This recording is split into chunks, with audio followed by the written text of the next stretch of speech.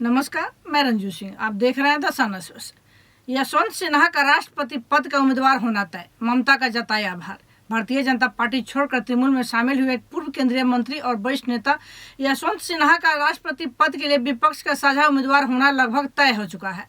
मंगलवार को उन्होंने खुद ही इस बात के संकेत दिए हैं। ट्वीट कर उन्होंने मुख्यमंत्री ममता बनर्जी का आभार जताया है और खुद को पार्टी के कार्यों से अलग करने की जानकारी दी है।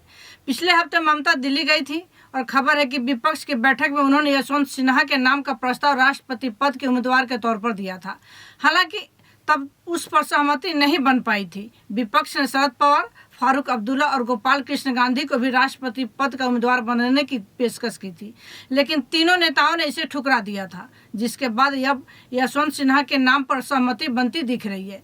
इसके पहले मंगलवार को सिन्हा ने ट्वीट कर ममता बनर्जी का आभार जताते हुए लिखा है, टीएमसी में उन्होंने मुझे जो सम्मान और प्रतिष्ठा दी उसके लिए मैं ममता बनर्जी का आभारी हूँ।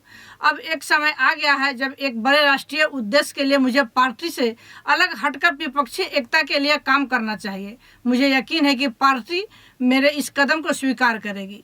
बताया जा रहा है कि तृणमूल आज होने वाली विपक्ष की बैठक में राष्ट्रपति चुनाव के लिए उम्मीदवार के रूप में यशवंत सिन्हा के नाम का प्रस्ताव करेगी। जानकारी के मुताबिक तृणमूल कांग्रेस के शीर्ष नेताओं ने इस मामले पर चर्चा करने के बाद सिन्हा ने प्रस्ताव पर सहमति जताई है।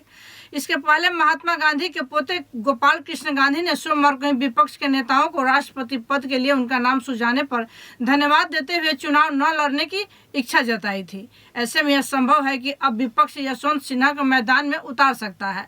हालांकि राष्ट्रपति उम्मीदवार के रूप में यशवंत सिन्हा को स्वीकार करने में वाम दलों को थोड़ी हिचकिचाहट भी हो सकती है, कारण कि श्री सिन्हा का अतीत भाजपा से जुड़ा हुआ है। इसी तरह की अन्य खबरों के लिए आप जुड़े रहें द सन एक्सप्रेस के साथ। धन्यवाद।